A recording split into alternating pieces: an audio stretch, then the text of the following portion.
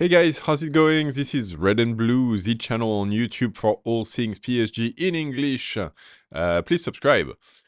Today, I wanted to answer a question that has been asked of me quite a few times in the comments. Actually, everyone has been curious to talk about the Club World Cup and what are my thoughts on the competition itself and how it's going. I've held back. I didn't want to answer that question just after the first few games. I just wanted to give it time. I think my perspective is that every event there's gonna be misses in the organization, and so the very beginning of it is always gonna be when things are rougher. And in a format like this one, where there's team with very different levels of footballs, you also want to give it time so that the hype can start accumulating a little bit. So I wanted to be fair, so I took my time, but now the group stage is over and we're heading into the knockout rounds. So it's about time to start answering that question. And I'll like I did yesterday with Messi and whether he's a legend or not.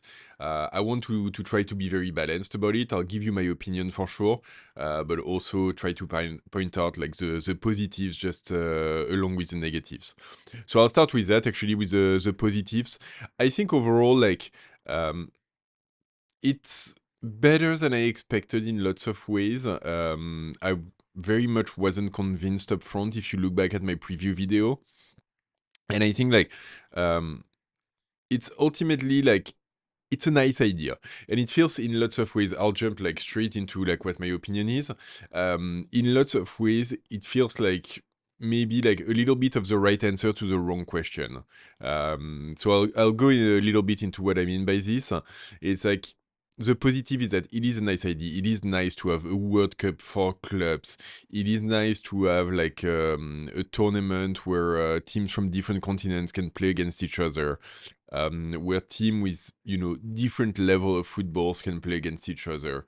It is nice to bring everyone and the family of football in one place, create like rivalries or at least create tensions between teams and fan base and so on that wouldn't otherwise get a chance to interact.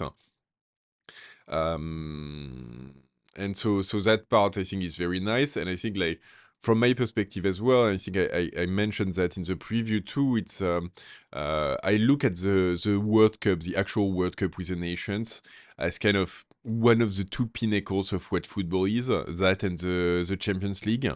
Um, and one of the moments in football where even people who aren't really like football fans or watch football on a regular basis, they stop and they can actually get engaged with it. And it feels like the ambition here is a bit similar. And I think that's nice. I think like, we should try to have those moments where football can go to another level, and where we can engage beyond just the usual boundaries of our usual team in the regular competitions, in the usual way, against the usual opponents, and so on and so forth. So I think that part is nice, and I think like it came to life quite well because I think like there's been a number of moments which live on an emotional field more than on a football field. Um, so when it comes to PSG, because that's our topic, like I see like the guy from Seattle who's like half blind, who's a huge fan of Dembele, and he gets to play against him and meet him after, and so on, and like that wouldn't have happened otherwise. I was just looking today, actually, like PSG brought on two kids from their PSG academy in Rwanda, and like made them like got them to travel to the US to see the games and watch the team, and so it's nice, and like that wouldn't have happened. I mean, like could have happened otherwise, I guess, but like probably wouldn't have. And so moments like this, we talked a lot about Auckland, which is like essentially like amateur team who are part of the competition. They lost their first game 10-0 against Bayern Munich, and everyone was kind of rolling their eyes, going like, why are they even here? And like, oh my God, Barca and Liverpool aren't there. So like, what kind of a tournament is this? And so on and so forth. But then, like, by the time of their last game, I think they actually like they got away with a draw on their last group game. I'm looking at the same time.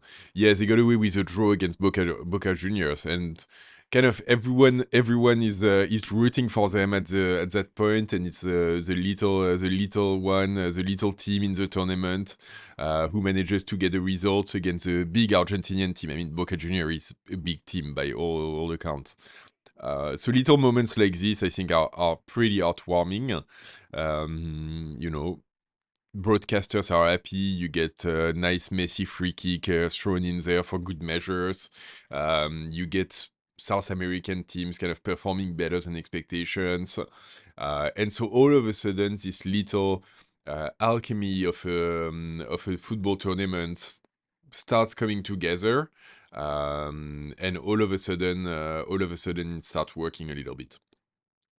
So I think that's a positive. And then, like I said, I think like ultimately, like right answer to the wrong question in the sense that I think the negatives of the competition are very much in terms of why does it exist and why was it created and how was it created and how it actually came to life and like the actual like logistics and organization of it. And so like why it was created, typically it's a power play by FIFA, who didn't like that the biggest competition in club football is the Champions League, which sits under UEFA. And so it's that little tug of war of like we're the global football versus we're the European football. And Gianni Infantino, who leads FIFA, wanting to not only get one over UEFA, but also like get his name in the history book as the guy who started that competition and the president who did it. And apparently his name is actually etched on the trophy. I've heard, like the quote I heard was that Gianni Infantino's name is etched on the trophy and not only once. It's like, my God, like how bonkers do you have to be to put your name like, 2, 3 times on a trophy? But it's different questions. So is that the right reason to start a tournament? I very much do not think so. So right answer to the wrong question. And yeah, and then in terms of the organization itself, I think there's been a lot of chatter at the beginning and throughout this group stage. And I think some of it is gonna get better as we get into like, more impactful like games and get closer to the final and everything. Um, so there's been talks about empty stadiums, which is a problem, and I think like it says a lot in terms of the organization because it says that like the guys who are like putting this together, um, they had very little upfront understanding of what that tournament was actually worth and like what those games were actually gonna be able to interest in terms of audience. And they've decreased the prices like time and time and time again throughout the weeks leading into the tournament, and even like once the tournament started, as a way of getting more people into the stands. But the fact is that like if you're an event organizer, like you should be able to say exactly like, hey, like this game with those two teams in this place at that time, this is the group of people that might be interested in it. Realistically, I can expect to get that many through the door if I have a price point at this level with like certain like different logistics around it.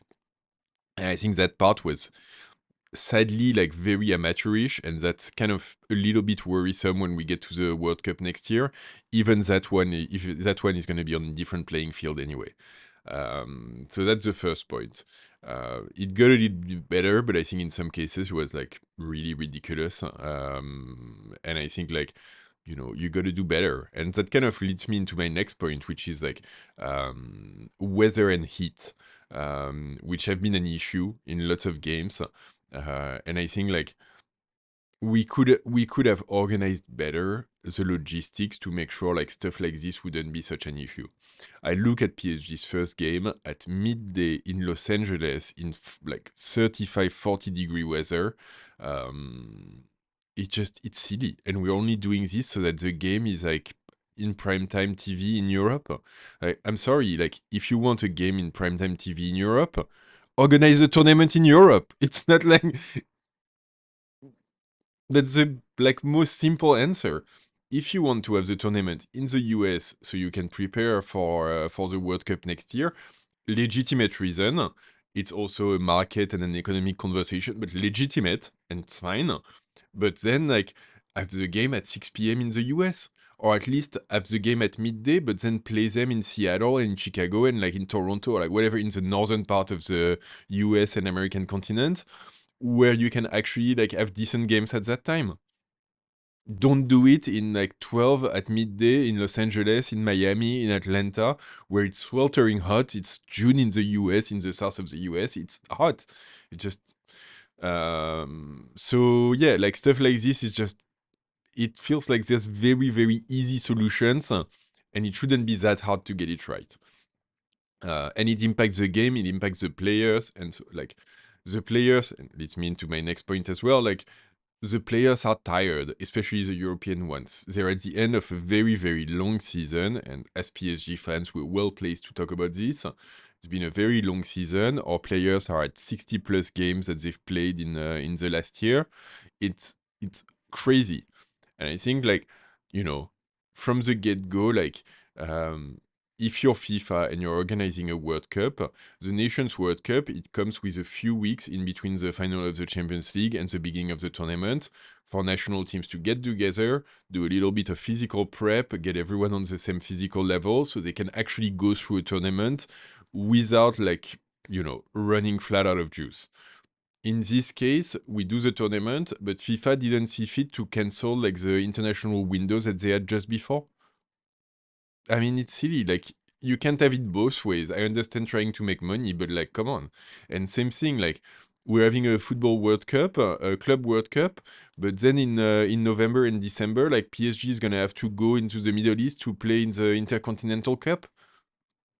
Like, sure, like we can add more and more games, but at some point it's just silly. So like, we gotta be like open and able to talk and make smart decisions about this, even if it has commercial implications. That shouldn't be the main driver of the decision there. So yeah, so there's a way forward, but once again, like the organization was done in a way which I don't think is completely right in places. So players are tired. We get to a place where I think the playing field is not entirely level because some of the teams are in the middle of their season, some of them are at the end of it. So it is what it is. Ultimately, like, it's kind of interesting because in a way it made for a more level playing field actually, because it brought the European teams down a notch when like all of the South American teams who are in the middle of their seasons like kind of perform better than I think most people expected. So good for the tournament, but yeah, it raises a lot of questions in my mind. um so yeah, so I think that was like the main elements of it. Like in terms of weather, there were also like problems with storms in places. um yeah, I think like that stuff is like, it's the same as the heat, I guess. Like there's ways to mitigate in a way that makes it less likely to face this sort of thing. But at the same time, sometimes it's just gonna happen, and sadly, like with the way the world is going, like that's just something we're gonna have to deal with. So and yeah, like one last thing I wanted to mention as well, and I think that one is like a slightly broader point as well, and that's going back to the organization of the tournament, is that in this context of one, a new competition with two comes like on top of an already busy schedule for the players. Do we really want to play in a country where football isn't the main sport? It's not the number one. Football is not the number one sport in the US by any means. Like far from it. And two, like, do we want to play out of time zones for the teams who are the most tired at this point? Wouldn't it, I mean, like, wouldn't, simply put, like, wouldn't it have made more sense if you're doing a first one to either, like, go to South America, have it in Brazil, have it in Argentina, I don't care, like, a country of football where, like, the stadiums are going to be full. And even, like, for the European teams, all of a sudden, there's even more value attached to it. Because, like, even if it's a first Club World Cup, you want to win the Club World Cup, but also like, damn, you want to win it in Brazil. Like it's a place of football. or like otherwise just have it in Italy or have it in Spain or have it like in England, like have it in France for that matter, but like make it easier for the players in a way to actually like perform at their best and go through that part of the season as well. Another thing, like in terms of the location, um, it's I think it's we talked about like the different locations in terms of the heat. So like maybe the games in Miami and LA and so on, like just have them later in the day. Also, like, do we need the tournament to like cover so many different time zones? I mean, obviously the US is a big country, and you know part of the appeal of the tournament is to prep for the World Cup next year. But couldn't have we like just organized this tournament on the East Coast? Couldn't we have done it like, you know, I mean, tons of stadiums there. Did we really need to go all the way? Because like PSG in the end, so like they started their tournament in LA and they went up to Seattle. They're gonna like go back to Atlanta. They're lucky they played 2 games there, and then they go up to New Jersey like for the quarter, like for the semi and the final. It's honestly like it's not the easiest. It's far from the worst as well. It's like there's team who are like literally moving like all the time. Um, so yeah, in this context of trying to put together the best proposition for the athletes, I think maybe that's something that you know could have been done a little bit better. So yeah.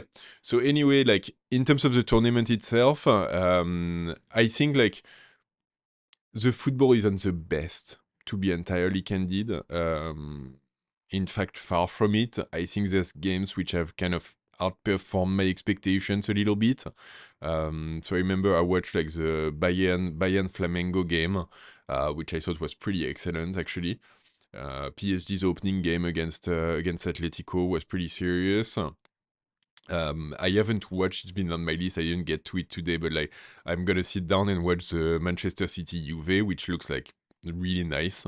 And you know, if you've watched the comment, I've got a good mate of mine who's a Juve supporter, so I want to know exactly what happens there. So there's been a few like good moments there. Um, but yeah, on balance, like I don't think the tournament is anywhere close to the level of you know what you would get like in a even in a Champions League group phase or like even in one of the top 3 top 5 leagues in Europe on a daily basis. It is what it is. Hopefully it gets better, but yeah, like it's kind of a miss as well. So yeah, so that's kind of my opinion of it, or like, so yeah, it's growing on me a little bit. I wasn't hyped at all to begin with. I'm still not hyped at all, like right now. I mean, a little bit more, but very, very slightly. I'm not gonna say I wish we lose against Inter Miami because like I still hope we give Messi an ass kicking. But if we lose after that to Bayern or to Flamengo, I'll be completely happy with taking the extra week of holiday. If you've seen as well, like the calendar for next season came out and it's just insane looking as well. So you know, the faster we can go on holiday, the better off we're gonna be, if you ask me. But yeah, let's just kick Inter Miami's ass first, and we'll take it from there. Cool. And then like the other thing, very very quickly, I wanted to do like quick predictions of my bracket for the second part of the Club World Cup. So I'm gonna go very fast. I'm not gonna justify it so much. If you want, like we can talk about it in the comment. But yeah, PSG Miami, I think like PSG is a win. Flamengo Bayern, like I'm really waiting for that one. I think it's gonna be super interesting, and I really like. I'm rooting for Flamingo to make it through. They've been one of the better teams in terms of the South Americans. So yeah, I'm hoping they make it through. I think Bayern is the favorite, but yeah, like I'm hoping for a surprise there. Real Madrid Juve, I think is going to be closer than what most people think.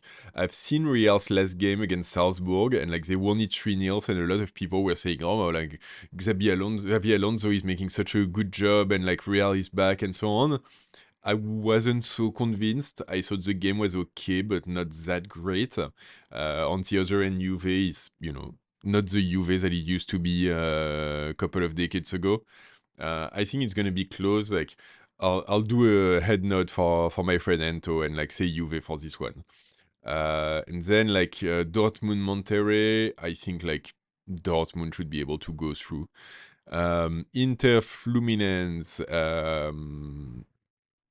Yeah, close one as well. I mean, Inter has really like been struggling since the Champions League final. So let's say Fluminense for this one. Manchester City, Al Hilal, like not gonna even entertain that one. Manchester City every day of the week.